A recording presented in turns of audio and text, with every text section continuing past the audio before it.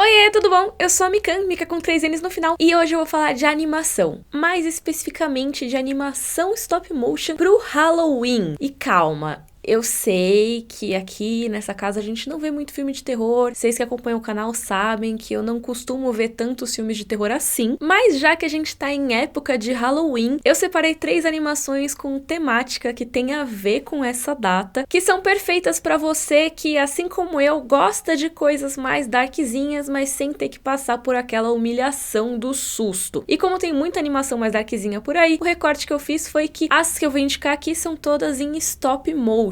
E sim, talvez essa seja uma desculpa pra eu falar mais de stop motion aqui no canal, porque eu já dei uma pincelada nesse assunto por aqui, mas hoje eu quero contar um pouco mais, porque quando eu falei nos outros vídeos, vocês me pediram pra falar sobre o que é stop motion com mais detalhes. Então, se você não sabe o que é stop motion, basicamente, resumindo muito aqui, você tem um ou mais bonecos que você vai fotografando em poses diferentes. Só que essas poses, de uma pra outra, você tem bem pouquinhas mudanças, você vai mudando só um pouquinho, aí você tira uma foto, aí você muda mais um pouquinho, tira outra foto. E aí no final do processo, quando você já tiver tirado todas as fotografias, se você passar elas em sequência em uma velocidade alta, você tem uma ilusão de movimento. E aí parece que o boneco ou os bonecos tá todo mundo se mexendo. O stop motion tem uma história bem curiosa porque ele se tornou uma das maneiras de colocar efeitos especiais nos filmes antigos. Essa técnica começou a ser usada lá pro fim do século XIX e passou a ser uma das primeiras formas de colocar efeitos especiais no cinema. Um exemplo de uso ainda no começo do século XX é em Um Mundo Perdido, que é uma adaptação de uma história do Sir Arthur Conan Doyle, o autor do Sherlock Holmes. Esse foi o primeiro longa-metragem a usar bastante stop motion para fazer toda a parte visual do filme. E talvez vocês não conheçam O Mundo Perdido em si, mas vocês já devem ter ouvido falar de outra obra do diretor Willis O'Brien, que é King Kong, de 1933. O diretor usou a técnica do stop motion para animar o King Kong, que dá título ao filme, e também outros efeitos especiais. Aí a técnica foi evoluindo, tem, por exemplo, o uso nos anos 60 em Jazão e os Argonautas, que mesmo se você não tiver assistido, talvez você reconheça a referência no clipe Bones do The Killers. E assim foi ao longo das décadas. O stop motion é usado desde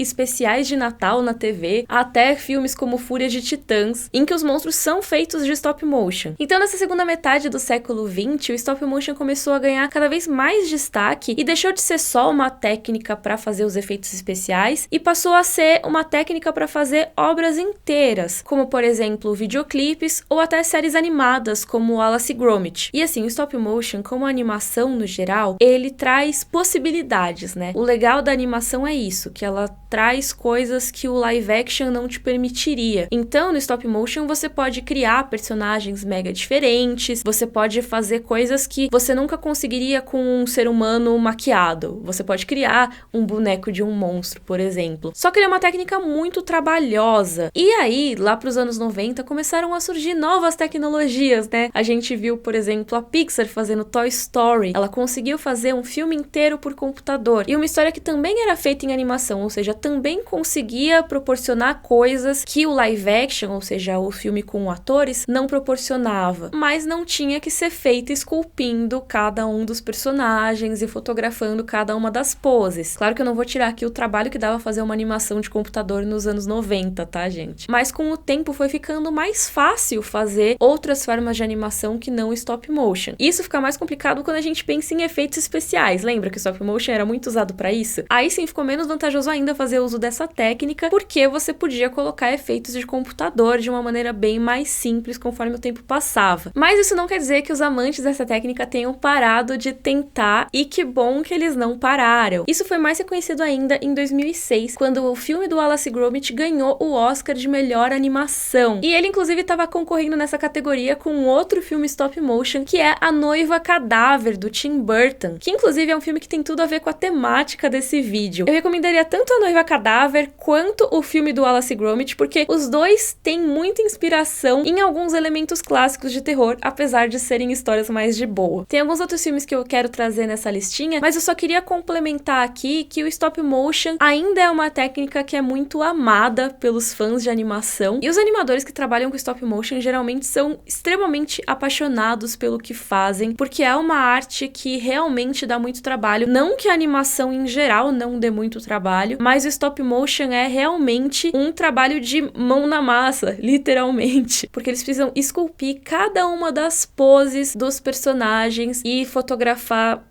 pedacinho por pedacinho, de um jeito que dá um trabalho extremo. Isso porque eu tô falando aqui principalmente de claymation, né, que é como chamam o stop motion que é feito com os bonecos de massinha. Mas o stop motion é a técnica em si, então nada impede, por exemplo, você fazer uma obra stop motion de feltro, que é o caso, por exemplo, de Sister, um curta de animação que foi indicado no Oscar recentemente. Aliás, teve várias obras em stop motion indicadas no último ano, né, teve Sister, teve Memorable, Daughter, e O Elo Perdido, que aí é longa-metragem. E eu recomendo que vocês deem uma olhada nesses filmes, tanto longas quanto curtas, apesar deles não terem necessariamente a ver com Halloween, tá, gente? Se bem que O Elo Perdido tem a ver com o Yeti, então talvez tenha a ver aí com lendas e tal. Mas eu indico pra vocês verem, mais pra vocês terem uma noção de como você tem temas distintos que podem ser tratados com stop motion. Não são necessariamente só histórias infantis. Assim como é legal a gente desmistificar a ideia de que a animação é uma coisa só pra crianças, o stop motion, dentro da animação, ele também é meio estigmatizado por isso. Mas se você pegar principalmente os curtas indicados ao Oscar, se você pegar Memorable, se você pegar Sister, a temática deles é bem adulta. Então,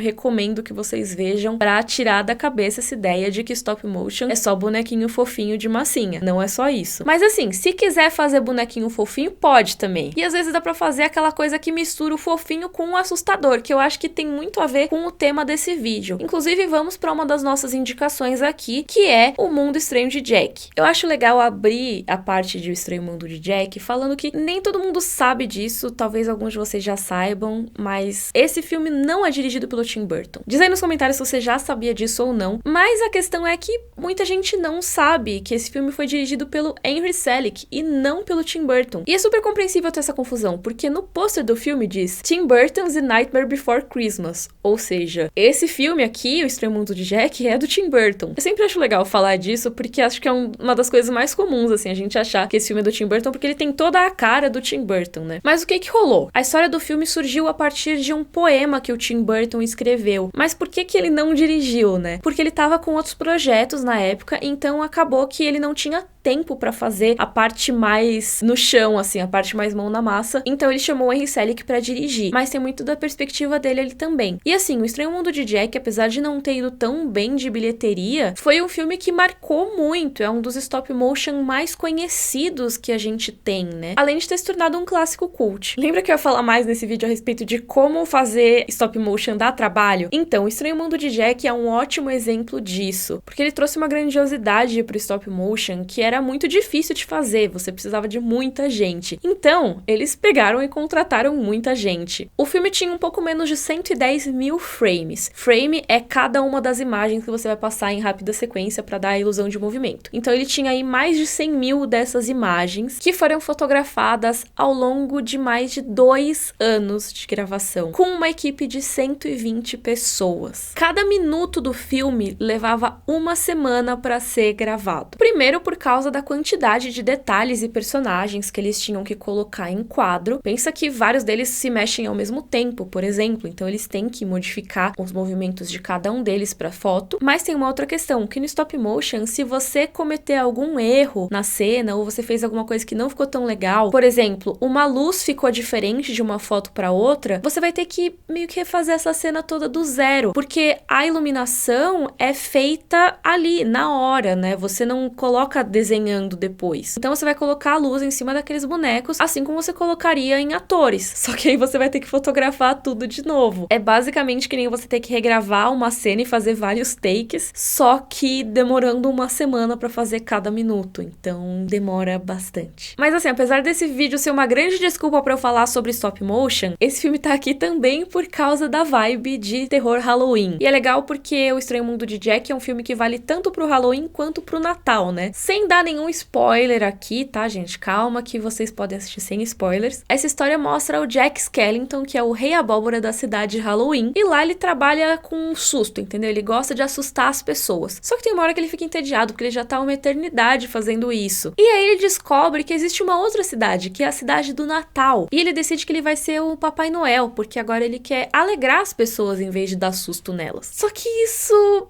assim, talvez não seja o melhor plano, só vou deixar isso aqui. Eu acho muito legal essa história porque o Jack, ele não é necessariamente um heróizão, também não é necessariamente um anti-herói como a gente tá super acostumado. Ele é um personagem que tem muito mais traços humanos do que eu imaginava que ele teria. Ele quer fazer algo diferente e ele quer que as pessoas se alegrem com o que ele vai fazer. Então não é como se ele tivesse também intenções super ruins, mas ele vai por um caminho bem arrogante pra atingir esse objetivo. Ele não pensa muito nas consequências dos próprios atos e acaba prejudicando muita gente mesmo sem ter intenção. É por isso que eu acho muito legal rever esse filme quando você é adulto, porque às vezes quando você é criança você não vai se identificar tanto assim com o Jack. E eu acho que esse é muito o meu caso. Quando eu assisti esse filme quando era criança, eu só morria de medo, assim, porque as criaturas que são mostradas, elas têm uma parte fofinha, mas ao mesmo tempo elas são um pouco desconfortáveis de observar. Eu tenho muito essa impressão, não sei se vocês sentem isso em relação ao Estranho Mundo de Jack, mas eu sempre fico desconfortável assistindo porque todas as criações ali me deixam meio assim, sabe? Por isso até que esse filme tá nessa lista. Ele me assustava muito quando era criança. Eu realmente não era fã desse filme. Mas agora assistindo depois de adulta, eu consigo gostar muito mais da história e me sentir um pouco menos desconfortável. E aliás, esse desconforto eu acho que também tem muito a ver com o stop motion, né? Porque querendo ou não, é uma técnica que você vai notar alguns movimentos meio truncados, por mais fluida que seja a animação, é do stop motion você sentir que tá tudo meio picotadinho. Então, esses movimentos deles também me afligem bastante. Por isso que eu acho que casa muito com a ideia desse filme. Mas uma curiosidade sobre o Estranho Mundo de Jack é que a trilha sonora dele, que é incrível, inclusive, do Danny Elfman, foi composta antes do filme ser produzido. Foram falando pra ele uma a uma como seriam as cenas, ele foi produzindo a trilha e só depois que o filme começou a ser feito. Tem outra parceria do Henry Selick, o diretor, com o Tim Burton, que é James e o Pêssego Gigante, que também, assim, não tem a ver com Halloween exatamente, mas eu indico aqui porque é outro stop motion, então vale a pena vocês verem. E vamos pra mais um filme do Henry Selick nessa lista, que é um filme que eu já falei aqui no canal, que é Coraline, ou Coraline, como você preferir chamar. No vídeo eu falei sobre tanto o livro quanto o filme de Coraline, mas eu acho que ele tem tanto a ver com esse clima de Halloween que eu decidi trazer de novo. Ele também foi nomeado ao Oscar de melhor animação e também foi junto com outro filme de stop motion, que é o Fantástico Senhor Raposo, do Wes Anderson, que inclusive também recomendo que vocês vejam os stop motions do Wes Anderson, que eles costumam ser indicados a premiações e eles são bastante interessantes também. Mas naquele ano quem levou foi Up, da Pixar, que assim, não dá pra dizer que não é merecido. Up é maravilhoso também, só que uma pena porque, né, só pode ganhar um.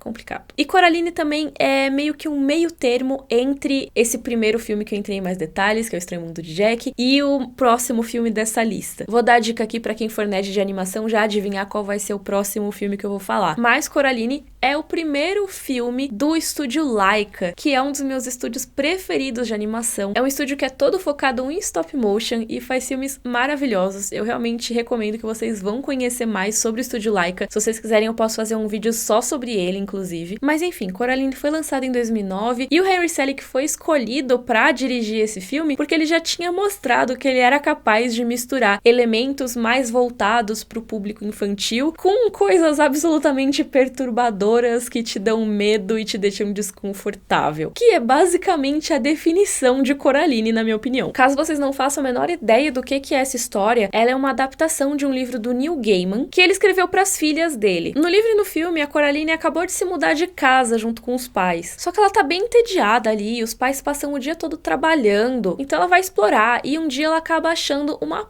porta meio diferentona. E quando ela atravessa essa porta, ela vai parar em uma versão diferente da casa dela. É como se fosse uma versão de um universo paralelo, só que muito melhor. E também tem versões diferentes dos pais dela. A outra mãe, por exemplo, cozinha muito melhor, as coisas parecem muito mais interessantes do que na vida normal, mas obviamente tem uma coisa errada aí, eu não vou entrar em spoilers, vocês vejam porque é muito bom. E eu acho que o Ian Selick mergulha mesmo nos elementos de terror nesse filme. Ele foca muito mais em ser assustador do que no caso do Estranho Mundo de Jack, na minha opinião. Porque o Estranho Mundo de Jack, na minha opinião, ele não é um filme que ele tenta necessariamente ser um filme de terror. Ele é um filme fofinho, porém desconfortável. Coraline, na minha opinião, é um filme que vai bem mais pro terror. E eu acho que ele traduz muito bem as sensações que o livro traz. Você vê, por exemplo, as diferenças de iluminação, né? No mundo real é tudo mais sem cor, mais sem graça. Mas aí quando ela vai pro outro mundo, na parte que ela tá achando tudo muito interessante, as luzes são todas mais claras, mais exuberantes. Só que conforme a Coraline vai percebendo que tem algo errado ali, a iluminação também vai mudando. E ela dá uma sensação de estranheza. É como se você tivesse acendido a luz de um cômodo, mas ele continuasse meio escuro, sabe? E é muito legal rever esse filme pra pegar todos os foreshadowings. Quando você já sabe o que vai acontecer, é muito legal você identificar as coisas desde o começo. E também dá pra prestar atenção em pequenos detalhes, tipo do começo, que eles pagam uma gorjeta pro cara e a nota tem o rosto do Henry Selick. Então, caso você nunca soubesse como é o rosto do Henry Selick, o filme te mostrou. E agora vamos pra nossa última grande indicação. Eu tô dando várias pinceladas em indicações menores ao longo desse vídeo, né? Mas a última que a gente vai falar com mais detalhes aqui, que talvez seja o menos falado desses três, que é Paranorman. Ele também foi indicado pro Oscar de melhor animação, só que em 2013, e ele também estava concorrendo com outra animação stop motion, que também tinha uma temática com elementos que lembram um filme de terror, que é Frankenweenie, do Tim Burton. E sim, Frankenweenie também é um filme que eu indico pra essa temática de Halloween stop motion, mas naquele Oscar nenhum dos dois ganhou, nem Frankenweenie, nem Paranorman, quem levou foi Valente. Enfim, lembra que eu falei que entre os filmes que eu ia mais comentar aqui, tinha uma intersecção em Coraline, que era um filme dirigido pelo Henry Selick, assim como Estranho Mundo de Jack, e o outro círculo da nossa intersecção é que ele também é do estúdio Laika, só que ele não é dirigido pelo Henry Selick. Paranorman foi dirigido pelo Chris Butler e pelo Sam Fell, e foi o segundo longa de animação da Laika. E esse filme tem uma temática bem Dia das Bruxas mesmo. O Paranorman é um menino de 11 anos que tem o dom de ver e falar com os mortos. Só que assim, as pessoas não acreditam muito nele e ficam falando que ele tá inventando. Nem mesmo a própria família dele acredita muito. Eu acho muito legal porque na primeira cena do filme ele tá falando com a avó falecida dele, mas aí em seguida ele tá indo pra escola e a gente vê ele falando aparentemente com ninguém, ele tá lá falando sozinho. Ou seja, a gente vê um pouco da visão dele com a avó e depois vê como outra pessoa veria o coitado do Norman. Só que rola uma transição ali e a gente consegue ver os fantasmas com quem ele tá conversando. E tem muito fantasma por aí, eles viveram em várias épocas diferentes. E essa história de Dia das Bruxas envolve bruxas mesmo, porque o tio do Norman revela pra ele que ele também tem esses poderes, ele também consegue falar com os mortos, mas que eles têm que impedir essa bruxa que tem um plano de ressuscitar os mortos da cidade. Basicamente, ela quer causar o apocalipse zumbi. E uma coisa interessante do filme é que a cidade em que ele se passa é Blythe Hollow, que na história é onde aconteceram os julgamentos das bruxas 300 anos antes. Se a gente transpusesse pra nossa realidade, seria o equivalente a Salem, onde teve o julgamento das bruxas de Salem. Tanto que no começo do filme eles reencenam ali numa peça de teatro da escola uma cena do julgamento, e é inclusive o da bruxa que lançou a maldição. É muito por isso que eu deixei esse filme pro final, porque ele tem muito a ver com as criaturas clássicas do Dia das Bruxas, né? A própria bruxa, os zumbis, os fantasmas, além de fazer referência a filmes de terror icônicos como Halloween e Sexta-feira 13. Mas eu acho que uma das coisas principais sobre Paranorman é a mensagem que o filme traz. Porque assim, um pequeno spoiler aqui, no filme a gente vê que os monstros em si não são